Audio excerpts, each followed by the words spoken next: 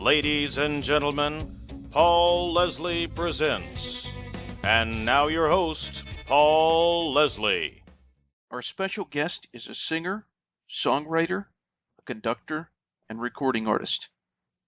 Ladies and gentlemen, it's an honor to introduce Mr. Frank Sinatra Jr. It's a great pleasure. Well, the pleasure is mine. Surprised. Last time we spoke, you had told me that you are fairly young, and I'm surprised that someone your age is interested in this kind of music. There are some of us out there. Yes, there are. All too few. I want to go back a little bit. What are your most vivid memories of music you heard as a child? Most vivid memories today, looking back at those memories from the wrong side of 70. The only thing I can say is they're kind of blurry, going way back. It's been a long time since I was a child. But that was the best music, popular music that was ever made in America. And was music playing around the house a lot? Oh, yes. The point is, in order to be considered a person who made music, at least professionally in those days, the people who made that music were musicians, something that probably the great majority of people who claim to make music today are not. And by that you mean there are lots of musicians who are making music on computers, but they don't have a proficiency in an instrument? That's what they say, and they don't know anything about music. The whole story about that kind of person. Years ago, there used to be classes in certain schools in a subject that was known as musicology, and they would give people degrees in what was called a musicology. They would become musicologists. And there used to be a joke around the working musician community. A musicologist is a person who can read music but can't hear it. And today, most of what you hear when you hear things on the radio that are current, and it has spilled over into television. There are, when I watch sports events on TV, for example, there are commercials that are the most annoying, camp-made sounds in the world. And they're made by what we call in the trade today garage bands. A few of these people who get together in a garage somewhere with a few amplified instruments, and they consider themselves to be musicians. They press a few buttons and a program comes out which they use. It might have harmonic changes or something. And this they consider making music. And it's unfortunate because all it is formulated nonsense. The louder and the more distortive, the better. The auditory scientists refer to it as vibratory insult. And this is regretfully the state of the art, if you want to call it art, where we are today. The industry has been taken over, has been taken away from the professionals and given to the garage bands. And as it happens, the business of being a real musician and dedicating one's life to it has gone out of style. And when I think back to the question you asked me about what was it like when I was a child, it was the greatest music that was ever made in America. When did you start to realize that you were a very musical person? I began to receive, personally, training at the age of 3 or 4. This goes back to the 1940s. And because of my father's work in those days, he always had guests in our home who were great composers, lyricists, songwriters, orchestrators. And as it happens, they, by degrees, began to tutor me. I can remember when I was 3 or 4, one of my uncles, who was the head of the music department at Columbia Pictures in those days, back when each studio had a music department. And he gave me a book about the instruments in the symphony orchestra. And I could look at the pictures that he would point to and identify each one of the symphonic instruments. At the age of 5, I was started on piano lessons. And in that situation, I continued on all the way through college. I had once had the desire to be a composer and a pianist. You just mentioned composer. Can you recall when you first learned that you had the ability to write songs? Well, I had been writing melodies, much to the chagrin of my piano teacher, when I was a boy. Rather than practicing the lessons that she had given to me, I would be spending my time at the piano composing little melodies and little things of myself. And after a time, something else happened, which was really quite remarkable. I could hear a piece of orchestral music on a recording, hopefully not too complicated a piece of orchestral music, and by listening to it, I could then play it with the correct harmonic changes on the piano. And this, as they say, by ear. And at that point in time, it occurred to me maybe this was what I was meant to be, which is why after high school, when I went into college, I began to study on musical things and composing things and the like. In music school, there are many, many compositions that one must write. Some stress melody, some stress harmony. The classes for those things are called composition. Then there's another one called counterpoint, in which how do you write a counter melody to match a melody and so on. And then, of course, there is orchestration, there is rhythm, and all the different components of writing music that make up the curriculum of someone who really wants to get into this. What do you believe is more important, the lyrics or the melody?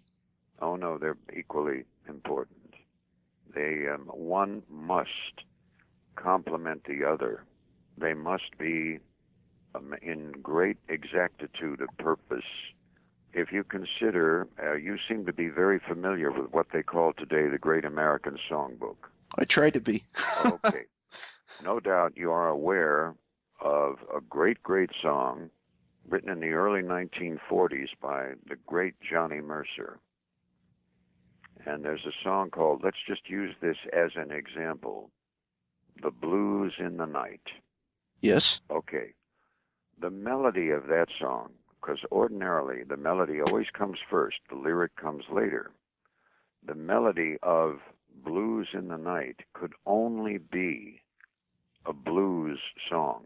The melody is lonely. It has the blues harmonic changes. It is just by its very nature sad.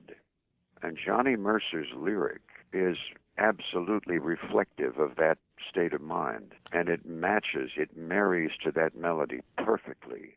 And that melody was by Harold Arlen. Harold Arlen, another one of our more important songwriters through the years. Mr. Arlen, who just was absolutely incredible. I wish I could have met him. He was just magnificent. At the time, when he would write some of these great, great songs, a lady by the name of Lena Horne, very popular in those days, and she said that Harold Arlen was the blackest white songwriter she had ever listened to, because he understood the blues idiom so perfectly. Fascinating.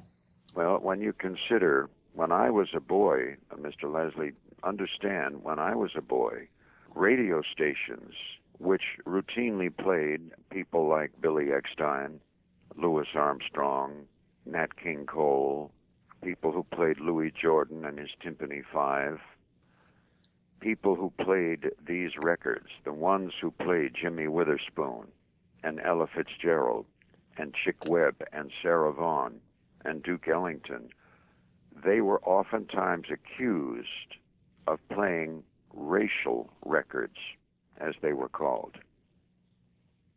Who was the first person to record or perform a song that you wrote? The first person and the only person has been me. My songs, I regret to tell you, are not in demand and never have been. I'm the only one that ever did anything with them. Aside from the songwriting, you've recorded albums, you've performed, you've conducted. What part of music would you say you are the most passionate about? Well, it has to be all of them. You cannot take favorites. They all demand great concentration, great attention. It is like any other practice like that. An attorney who walks into a law case, a surgeon who goes into the operating theater. You must clear your mind of everything other than the job at hand. And it is so vital to do this. This is how things of this nature have to be handled. And I have never really picked a favorite. You told me the last phone conversation we had that you also hosted a radio program. What did you find that experience to be like? I had had an idea for many years that people at night, bearing in mind that the average American family works, of course, 5 days a week usually, and that now is changing. And the average American family has a certain routine. All of us, I think, are married to such a thing. We get up in the morning, we have our breakfast, we kiss our spouses and our children goodbye and go off work. And we come home in the late afternoon, and then there's dinner and spending time with the kids, perhaps doing homework or whatever it is. And then as the hour goes late, when the children are in bed, it is time then for the parents to have just a little bit of relaxation time. Usually that comes in the form of television, obviously. But I had an idea that perhaps, since you remember no doubt the great three words that would come up at 9 o'clock, 9:30, 10 o'clock, and 10:30. Film at 11. The news would be the last thing they would see at 11 p.m. before they would switch off the TV set and go to sleep. And I watched this year after year, and having traveled the United States, all the states, over and over and over and over again, it occurred to me that the story about the newscast today is quite correct. They say the newscaster on late-night television, the newscaster opens up the hour by saying to you, "Good evening," and then spends the next 60 minutes informing you why it isn't. This is, of course, a flippant statement. It occurred to me some time ago that maybe somebody would like to have a little bit of relaxation that would prepare them to go to sleep. So I created a radio program that was not to be run before 10 o'clock at night, 10:30 at night. It would run for an hour, less commercials, and then it would gradually get down and down into the music, more gentle, more loving, so that when the time came to turn off the radio and go to sleep, it would be the last thing people would hear at night. And it was to be a kind of a electroacoustical tranquilizer. And this was the theme of my radio program. What was it called? It was called Radiance. Radiance. In keeping with nighttime, it seems like so many of the songs from the American Songbook had the word moon, and so many of them included the idea of nighttime. I mean, just if you want to take the example of songs Frank Sinatra recorded, Moon River, my goodness, Fly Me to the Moon. He did that entire album of songs with moon in the title. Yes, there was an album. His producer, Sonny Burke, created a record called Moonlight Sinatra, but they did not include Moon River or Fly Me to the Moon. Moon River was a very famous motion picture song, which won the Academy Award that year in 1961. And Fly Me to the Moon is actually a misnomer. The name of that song is In Other Words. Everybody just calls it Fly Me to the Moon. Ah. And that song had also an interesting situation. When the astronauts aboard Apollo 11 went out in 1969 to land on the moon for the first time, the NASA beamed Fly Me to the Moon to the boys in the capsule, to Collins and Armstrong and Aldrin. Very interesting. Of the albums that you recorded, do you have a favorite of yours? Gee, I wouldn't know what to say. My albums never did get any attention. My first album, when I was singing with the Sam Donahue Band, that was not a favorite. That was in 1965, and I had just become 21 years old. I didn't make another record album again after that until 1971, and that was my first album with Nelson Riddle, with the great Nelson Riddle, who was my music teacher. And that album was called Spice, and that was a pretty good record. Afterwards, there was another album in 72, and from that, I didn't have a fourth album rather, until 1977. And at that point in time, the big thing in the music world was country music. Country music had been around for decades, but now everybody was making country albums. And they sent me, the people I was working for at the time, they sent me to Nashville in 1977. We made an album called It's All Right. That was a pretty good record. After that, I had no album until 1996. As you can see, my records were not exactly bestsellers. They were not really in demand. The one in 96, was that As I Remember It? That was As I Remember It. I happen to like that album a great deal. What inspired you to record it? There is a great theatrical producer in New York City, a man who I've worked for many times. His name is John Schreiber, and he's a marvelous show producer.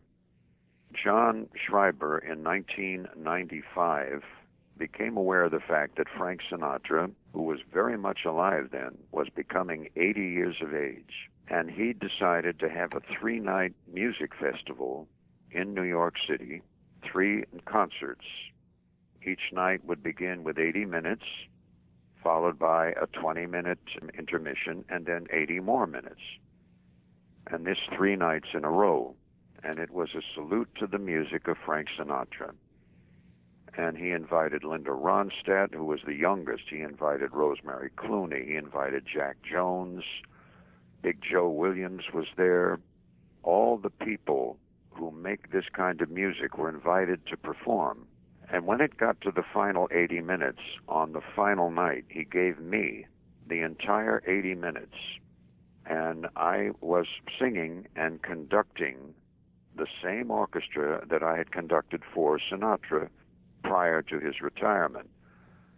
So here I was sitting on a music stool at a music stand with the music in front of me, a symphony behind me with Frank Sinatra's rhythm section, and we're in Carnegie Hall.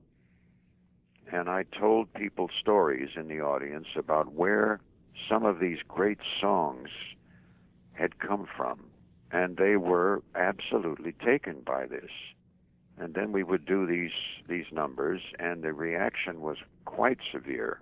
And when the evening was over, I returned to my dressing room, and I was introduced to a man who gave me his business card. He was the president of the Capitol Records EMI record group. And he said, "You know, what you did down there would make just a dandy little record album." And I said, "Whenever you're ready." Now, this was in the summer of 1995. In September, I got called by that same gentleman, and he said, "We want to put you on our Angel label, which is primarily our classic label with this album." So we went back to New York. I hired the same orchestra who had been with me at the concert. They were the same musicians who had played Sinatra for year after year after year. And we went and we made that album. And that probably comes closer to being something of a success than any record I've ever made, Mr. Leslie.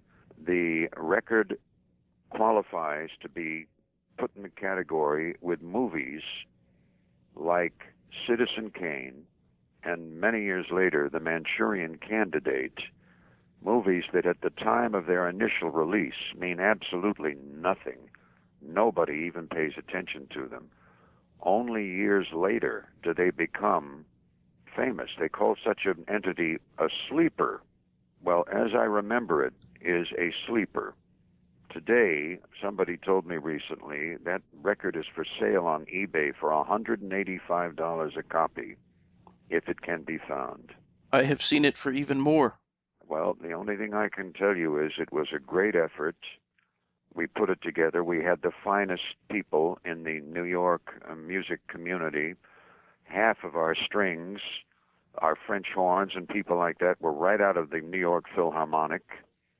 We had the best people, all of whom who had played Sinatra music with Sinatra through the years. And we put it together with the interspersal of underscore, as you have heard, since you seem familiar with the album. And when we were finished in New York recording it, everybody in the orchestra was talking about the underscore we were doing. There were, for example, a woodwind ensemble of Wee Small Hours, rather. Then we had a brass choir of I'm a Fool to Want You. Then we had a cello quartet of My Way. And the musicians just ate it up alive. They were just so magnificent. And they wondered what all of this was about.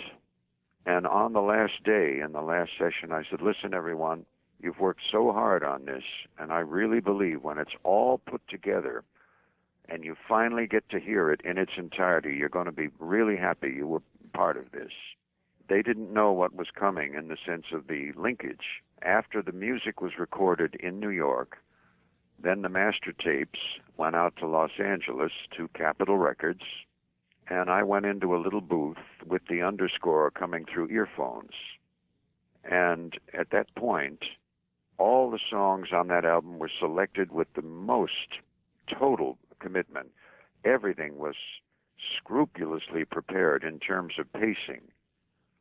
But then I began to listen to the underscore, and I started to speak my personal memories. Nothing was written down.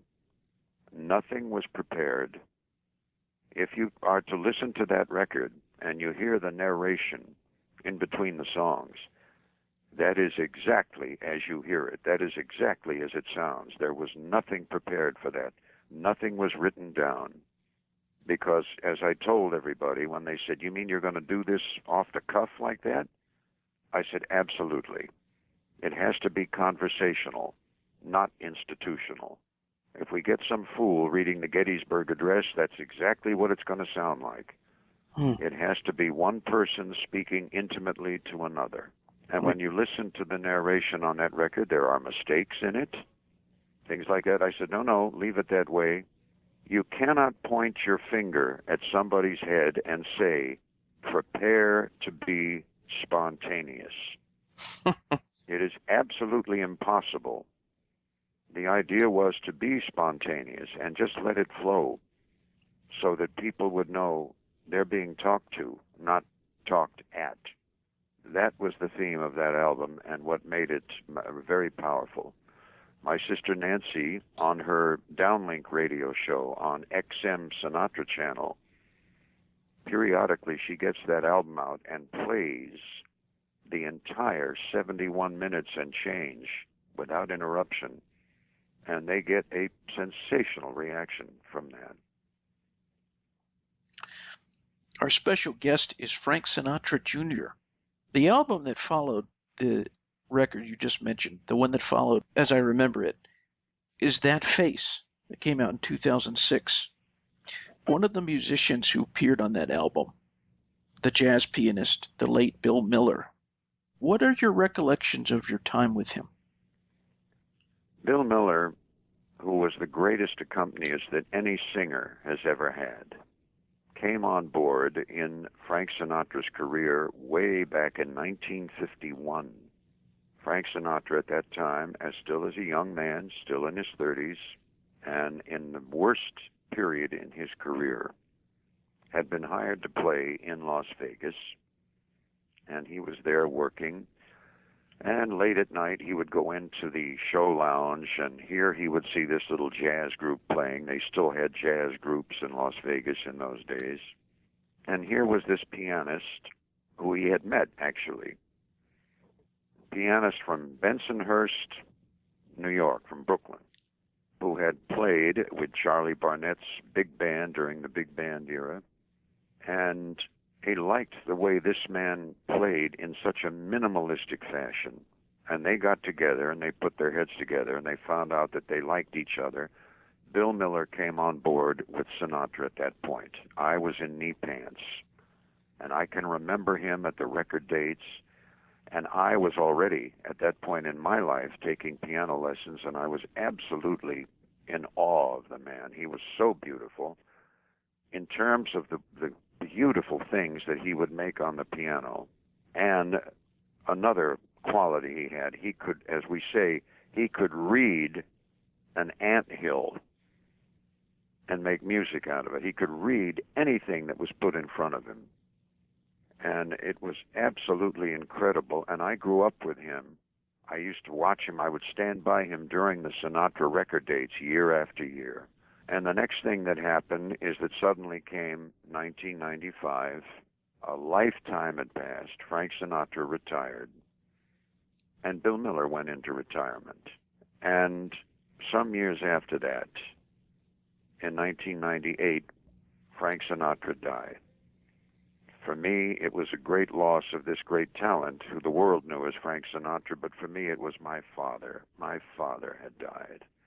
Always a painful experience. And we were on our way to play my show just a few months after his death at Atlantic City, New Jersey, and coincidentally, it happened to be in the same hotel, casino, that Frank Sinatra had appeared in when he was still working at Atlantic City, and I was conducting his orchestra.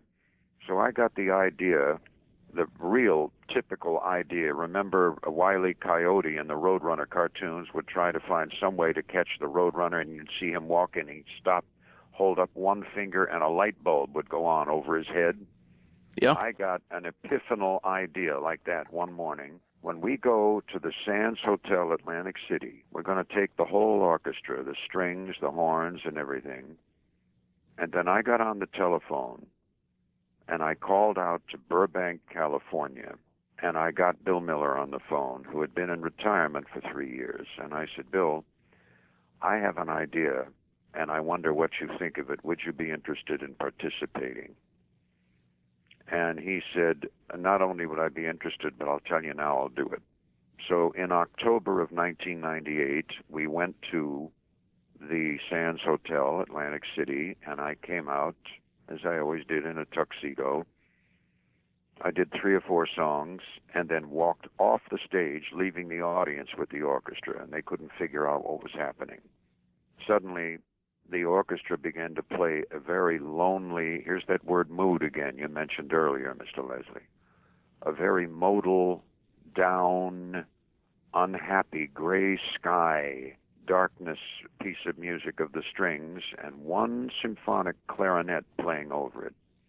And through the hall came a voiceover recording, a narrative voice saying these great showrooms late at night, when the audience is gone and the dancers are through dancing, the comics and comedians are through making people laugh, the singers are through singing, the musicians are through playing. Don't think in these old showrooms some of the spirits of people who passed through them don't come back to visit. At that moment, on the darkened stage, the blue light lit up on Bill Miller at the piano with his trademark silver white hair, playing that famous introduction, One for My Baby and One More for the Road, that he had been doing with Sinatra as far back as 1953. Now it was 46 years later, and he was playing it, and the audience gasped because they recognized him.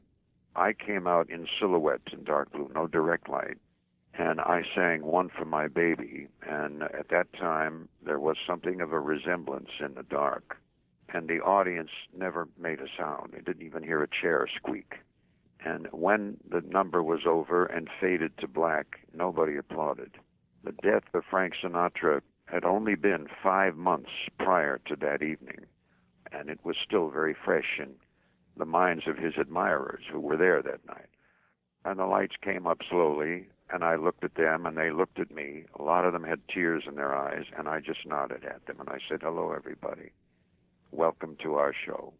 And from that point on, Bill Miller, who did not want to be in mothballs, came out on the road with me and played with me for the next 8 years until 2006, when we were at Montreal, Quebec, doing our show as we always did with Bill.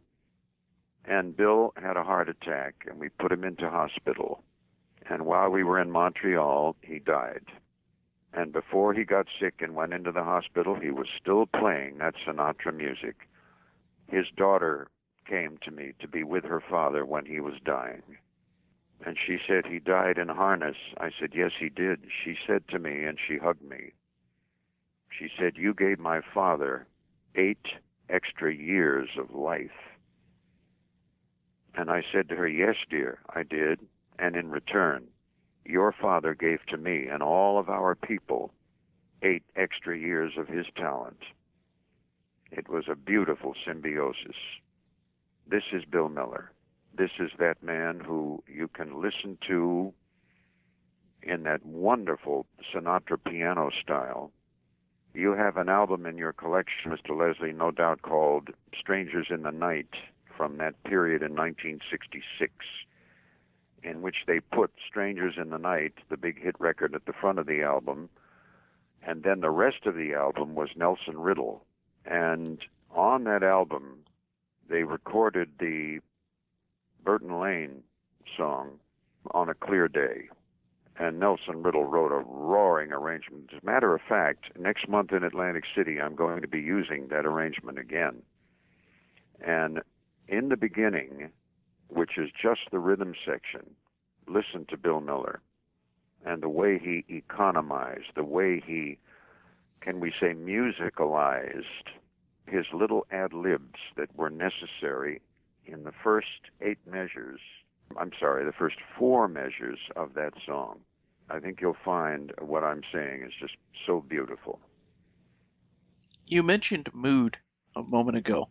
Do sad songs or happy songs resonate with you more?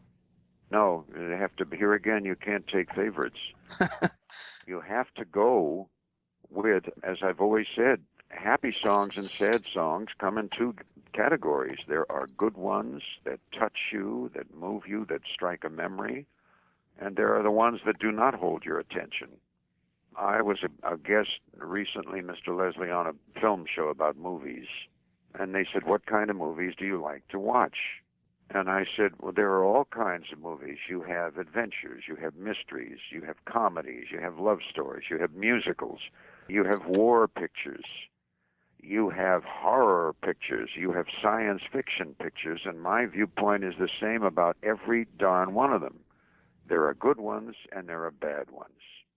And I always had this attitude. When I was a kid, I loved science fiction movies, and they made some beautiful pictures. When I was a little boy in the early 50s, they made The Day the Earth Stood Still. They made The War of the Worlds, the George Powell picture, which holds up today. And these movies, people who didn't like science fiction loved them because they were such great theater. They were such great movies. At the same time, in the sci-fi era, you'd have A Thing with a Face, and then the sequel, A Face with a Thing. And then they do A Thing with a Face in its thing. And then they do a thing with a face with a thing in its face. And things like that. They made the cheapos, the real dumb ones. So you have to be selective. And for me, picking music is just like that. You have to go with the good ones. The happy songs are magnificent. You know what I mean? Yeah, definitely. And at the same time, the sad songs. On your That Face album, the last one that I recorded, Mr. Leslie, there is a song written by a magnificent talent in New York, a man named Rupert Holmes. There's a song called The People That You Never Get to Love. And I heard this song when it was new, and it lifted me right up off the chair I was sitting on. And I said, where did you get this little puppy? Somebody brought me an LP album, and I heard this song. And I had Nelson Riddle write the arrangement which you now hear on my album made in 2006, That Face. And the reason why I had that arrangement written was for Frank Sinatra. That was the kind of song that he could sing. And I brought it to him with Nelson Riddle's magnificent arrangement. One afternoon, we were rehearsing for the opening of his show that night. He came in. And I said to him, Dad, you got to hear this. Listen to this song. And I conducted it and sang it for him. And he sat there. His eyes got big. He said, where did you find this little mumser? And I thought his reaction was exactly what mine had been. And I said, there's a guy in New York who is a magnificent talent, and he is brilliant, and this is a song he wrote that no one's going to hear, and Sinatra, Mr. Leslie, wanted to record it, and unfortunately he didn't live to record it. But this is what I mean about being selective, about picking the good songs.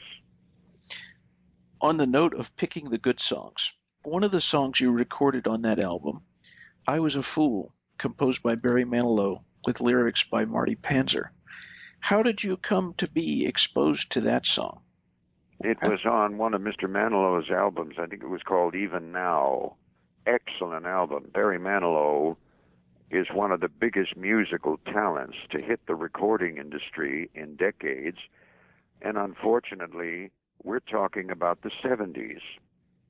I wonder if Barry Manilow were 35, 40 years younger right now and just getting started, if anybody in the, quote, music community, unquote, would even pay attention to him. His songs have melodies. They have harmonic changes. They are intelligent. They are musical. And this is the kind of thing that no longer seems to matter anymore.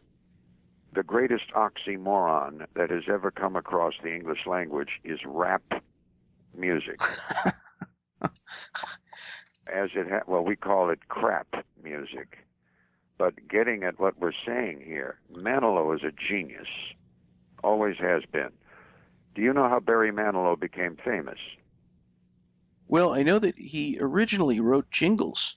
He wrote, You Deserve a Break Today at McDonald's. He wrote, I'm the Pepsi Generation, You Be You, I'll Be Me. He wrote commercials. And somebody said to him, you can't do this, you got to write songs. And he did. Oh, boy, did he. So on that album, I think it was called Even Now, there was a song called Even Now, a very nice song that he wrote. This song, I Was a Fool. And I thought at the time, when I was Frank Sinatra's music director, he came to me and he said, I want to make an album all ballads that swing, and they have to be songs I have never sung before. I said, oh, is that all? So I put down The People That You Never Get to Love. He had never sung before. And then I said, what about I Was a Fool? I had an orchestration written. He liked it very much, and he listened to it with great attention, and he loved that lyric. After I've had my last cigarette and the night is as dark as the night's gonna get. That's the kind of Sinatra blues song that has existed for decades. That was another song that was selected to be on one of his albums. Unfortunately, he didn't live to record it, just like the other song I mentioned to you. So I recorded it on That Face. We already had the orchestration, and I love that song, and I'm a huge admirer of the lyricist of that tune, who I have never met, and also Barry Manilow, who I know slightly. And this is the kind of music I mean by being selective. One of the greats in terms of songwriters would be Jimmy Van Heusen. You performed a lot of his songs throughout the years and recorded some of them. Did you meet the man himself? I used to sit on his knee at the dinner table when I was 3 years old. What was the man himself like? Jimmy Van Heusen was the brunt of a whole bunch of jokes because he had come from, my God, if he were alive right now, he would be 101. Jimmy Van Heusen came from Syracuse, New York, and his name was Chester Babcock. And when my father would get him on the telephone, if he would call my father, for example, my father would pick up the phone. He'd say, "Chester," and this he would always tease him. And Jimmy Van Heusen and the great lyricist Johnny Burke wrote all of the songs for the Road pictures with Crosby, Hope, and Lamour, if you like those movies. All of the great tunes that they did, Moonflowers, But Beautiful, Moonlight Becomes You, all were written by Jimmy Van Heusen and Johnny Burke for the Road pictures. And to show you how they loved to zing Van Heusen, the last Road picture with Bing Crosby, Bob Hope, and Dorothy Lamour, which was made in 1962, was called The Road to Hong Kong. And the character in that movie that Bob Hope played, the character name was Chester Babcock. They did that just to zing Van Heusen, which they did with great frequency. And at the time, he got a big kick out of that, but as you can imagine, that was a little bit inside. Nobody on the outside knew about that. They were zinging Van Heusen. But you've asked me a question. I'll try to answer you. He was a very intelligent and very, very capable man. Jimmy Van Heusen, growing up in, as I said, in Syracuse, New York, as a young boy, he became fascinated with airplanes. He took a pilot's license at a very, very young age and logged hundreds and then thousands of flying hours. He was a great expert, so much so that when World War II broke out, Jimmy Van Heusen was hired by Lockheed Aircraft as a top security Lockheed test pilot. If you know anything about the air weapons that we had at our disposal during the war, there was a magnificent tactical fighter plane called the P-38, the Lockheed Lightning. It had 2 booms with 2 rudders, a common elevator, and 2 engines. It was very maneuverable. It was deadly. And Jimmy Van Heusen at Lockheed Aircraft was the chief test pilot on that prototype. So here's a man who won 3 Academy Awards from movies and one of the first TV Emmys as one of the first big hit songs that ever came from television. And this is what the man was about. And when I first started, you asked me when I did songs that I had written.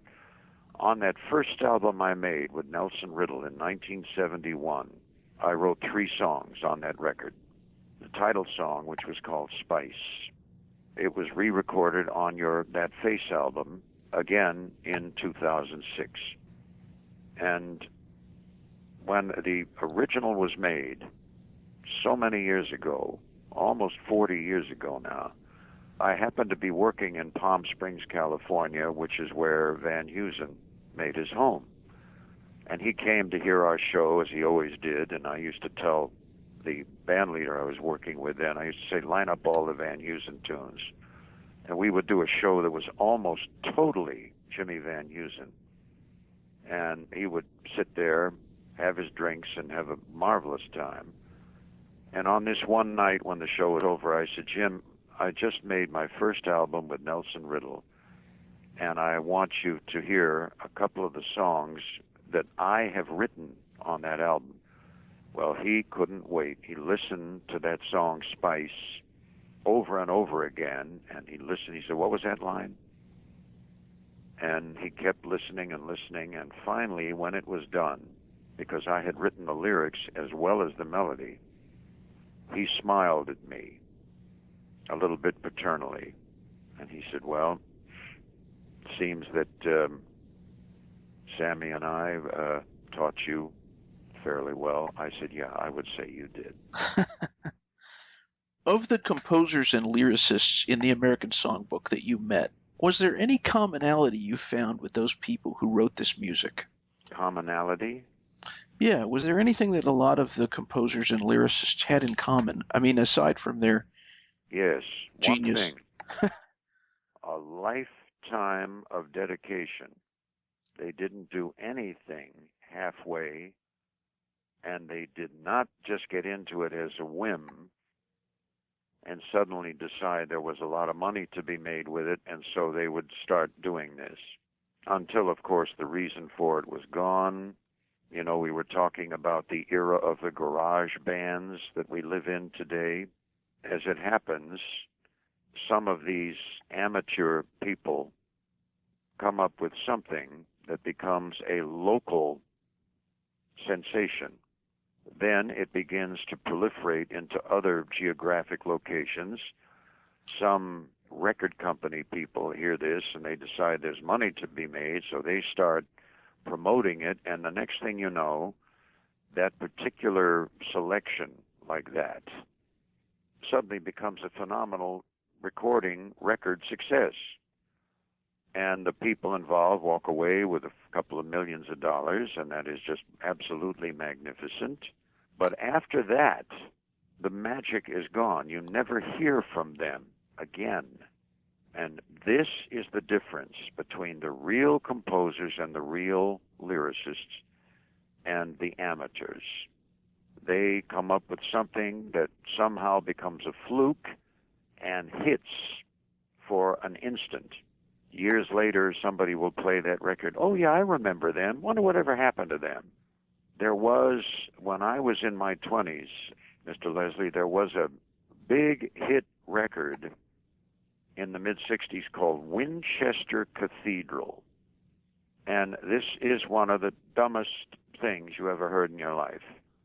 But they had a novelty. They hired somebody to be on this record who played, of all things, the bassoon, which rock and roll children had never even heard of. And with this thought in mind, it became a fluke. It was like a novelty, and it sold millions and millions of records. And as it happened, this group, you never heard from them again. After that, they vanished. And where they are today, who knows? Now, this is, admittedly many, many years ago.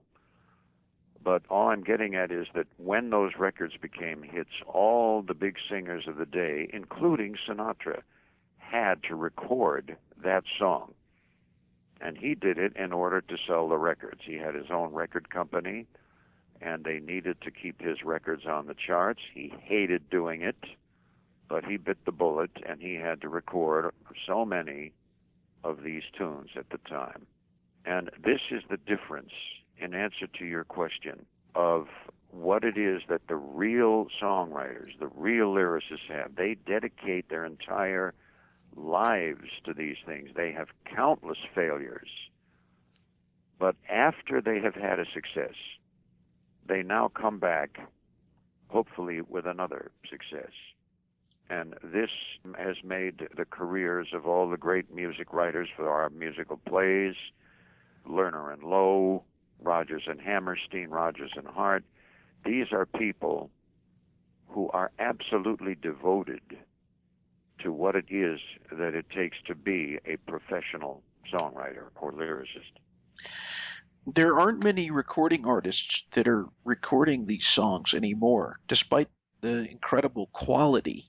I mean, nobody can disagree that these songs are just incredible.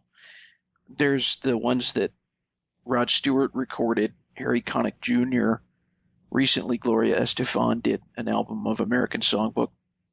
Who do you think is doing the best job at carrying on the torch of singing these tunes?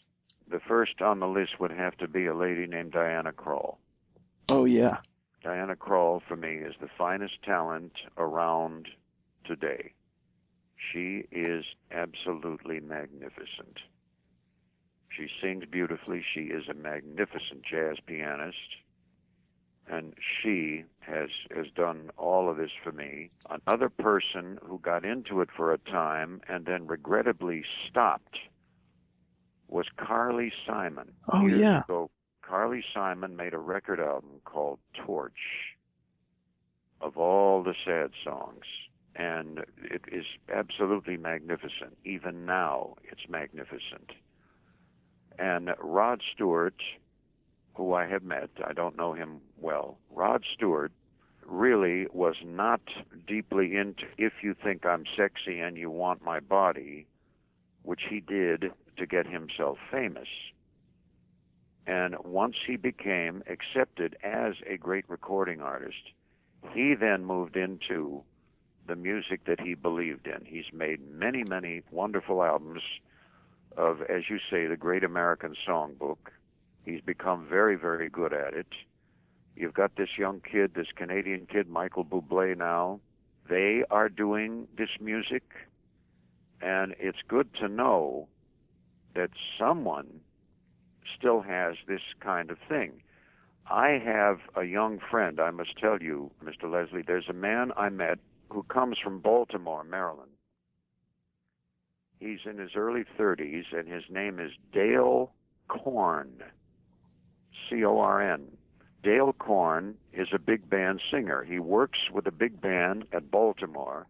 He's made albums, pretty decent singer, and he loves the jazz. He always loves to come and hang out with me when I'm working nearby, and he's wonderful. And here's a guy that I hope you will look into and begin to use his music, because it's pretty good. And his vocation, how he makes his living, you wouldn't believe if I were to tell you. What's that? He is a yard engineer on the CSX, on the chassis. He's been working on the railroad. He is a railroad engineer. Interesting. See those yellow switch engines when you go by a railroad yard? It says CSX. Yes. Well, he is an engineer on the chassis, on Consolidated. And he is also a big band singer. He's very good. And he's had some wonderful records with wonderful orchestrations. And if you look him up on the internet, you will find him, and you should have his records. They're pretty good. This is another guy who makes that music. I think he's in his early 30s. The difference between he and Michael Bublé and the others is that he's not famous. But there are those very, very few who do this thing. And then, of course, there are people in radio, the diehards like you, who are, they're going to call you all kinds of names in the younger community. They're going to call you a dinosaur. When I'm on the stage working, I tell the audience that the younger people come to my show and they call me Jurassic Park, which is a good description for me. That's what I am. And this is the fact. And you will be criticized as well because you're into this music. Do you remember I told you I had a radio show years ago? Right. Okay. The radio station that ran my show, and this is over 10 years ago now, they were the good music station in Los Angeles, where I live. And at that time, they had wonderful following in their audience, their radio audience. But of course, the bean counters upstairs did not like the fact, well, yes, you're making us $2. Why aren't you making us $5? And when they came up to $5, then the bean counters said, well, why aren't you making us $12? So they first changed the format of the station. They made it a Latin music station. They were not happy with that. Now it's a talk station about sports. Huh. And I'm sure in your career in radio, you told me that your show is broadcast in several different markets. You're going to have this same thing. There's a man, Mr. Leslie, at Philadelphia, who started on Friday afternoons a show called Friday with Frank. He just plays Sinatra records. Then he graduated to Saturday with Sinatra and Sunday with Sinatra. This man's name is Sid Mark. And he has been doing the Sinatra radio programs for 58 years. Every time I go to Atlantic City, which is coming up in just a couple of weeks now, right after Labor Day, I have to go through the airport at Philadelphia, and I always stop at Philadelphia and go to do Sid's radio program so that I'm with him. And he is getting along in years now, but imagine he has done the Sinatra show for 58 years. And as it happens, he has interviewed everybody who had anything to do with Sinatra, including Sinatra himself.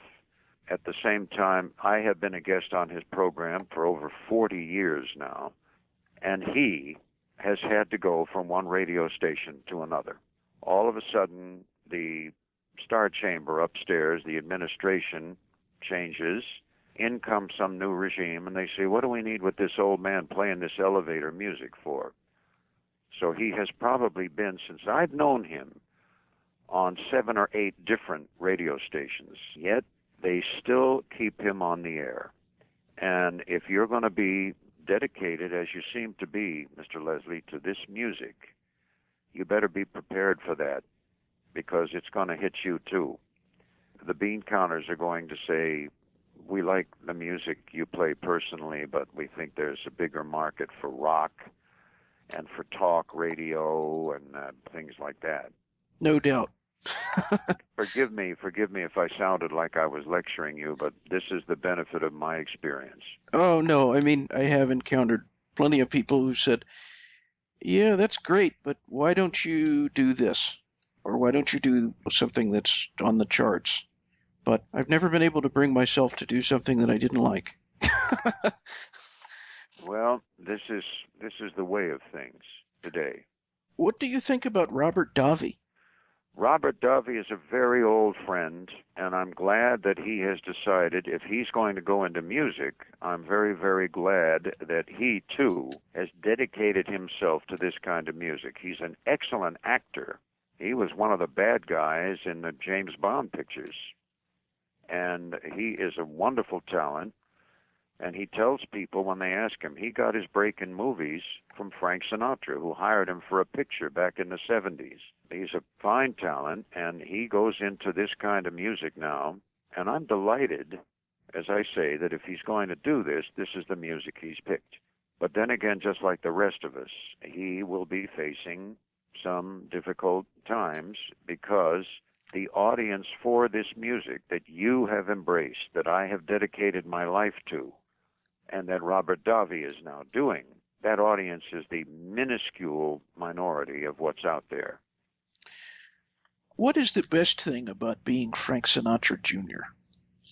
The experience of having been present, meeting so many of these people, great people like that, that created all of this wonderful, wonderful music, lyric, movies, radio, television, records, you name it, and hopefully just picking up now and again a few droppings from these brains, these great, great brains. And this has been my prized possession as I look back. In addition to being on the radio, we're going to put this interview online so people can access it from anywhere in the world. What do you want to say to anyone who's listening in? They have a lot of patience. If they can listen to my ramblings, which tend to become quite lengthy, and I apologize for that, they must have a great deal of patience. Could you pick a song that you have sung or recorded that best describes you? Me? Yes. No, I couldn't do that. I really wouldn't know what to say. There's so many songs which are so important through the years, you know. And I've recorded, as a singer, for the number of years I've been in this business, I have recorded actually a very small number of released records, because nobody ever wanted my records. And as it happens, this is just a fact, you know. As I was saying, it occurs to me that I could never pick just one specific number like that and have it, you know, as my song. I have 2 final questions. This first one is kind of just a lighthearted one. What is your all-time favorite meal? Breakfast. Oh, bacon and eggs, some nice toast, things like that.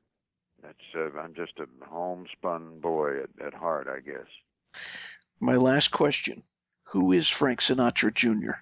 Who is Frank Sinatra Jr.?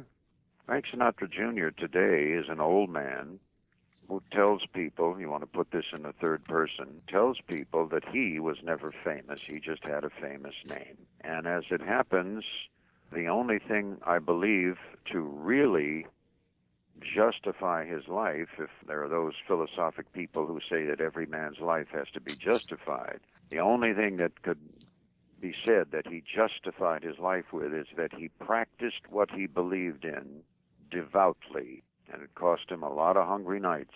But then again, this was a lesson that he had learned from his father before him and his grandfather before his father. And I believe that still stands for something. It might be on a tombstone, it might be an epitaph, but the fact is he did practice what he believed devoutly. Beautifully stated. Mr. Sinatra, thank you very, very much for your time, and thank you very much for this interview. I appreciate it so much. I hope it's of some use to you. I can't imagine what, but you might want to line the birdcage with it if you type it out. But as it happens, you've asked me some philosophic style questions. I've tried to answer you in kind. Well, I thank you again. It's been enjoyable. I looked forward to it, and it was worth the wait. Okay, well, thank you very much for your interest in what it is I do, and I hope that you continue to devote yourself to this music, because I would very much like to believe that it's going to sustain.